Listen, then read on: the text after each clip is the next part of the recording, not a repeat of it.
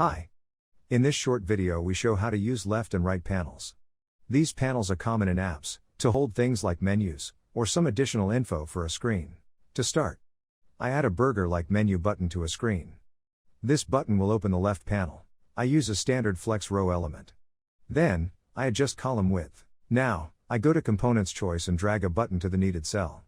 Then I need to make the button look like a menu. I do this by inserting the icon I want.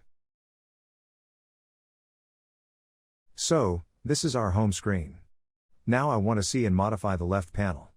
I go to Screens Properties and set the left panel to be visible by default. This will allow me to visually edit it. You work with the left or right panel just like with a usual screen. Just drag and drop any elements to it and apply any design to it. I am placing a flex row as before. Open the needed cell and change its size, as before. And drag and drop a button component to the correct cell. All just as before. Again. The design and actions of the menu can be anything.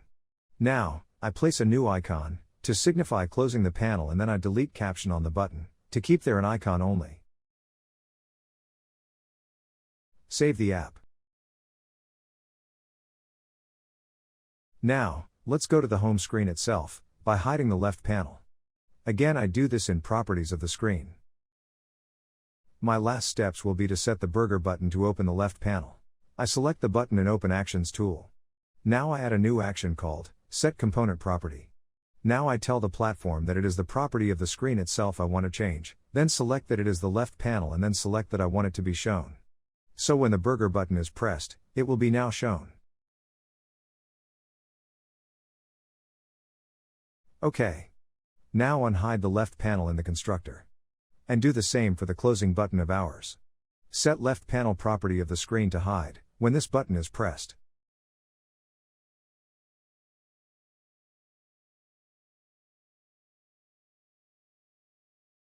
We are basically done. All we need to do is to check how it works. I yet again hide the panel in constructor, and then switch to our totally awesome and beloved live mode of the application. I click and see that the panel is working as needed. Thanks for watching, and check out a link below to documentation, so you can study this at your own pace.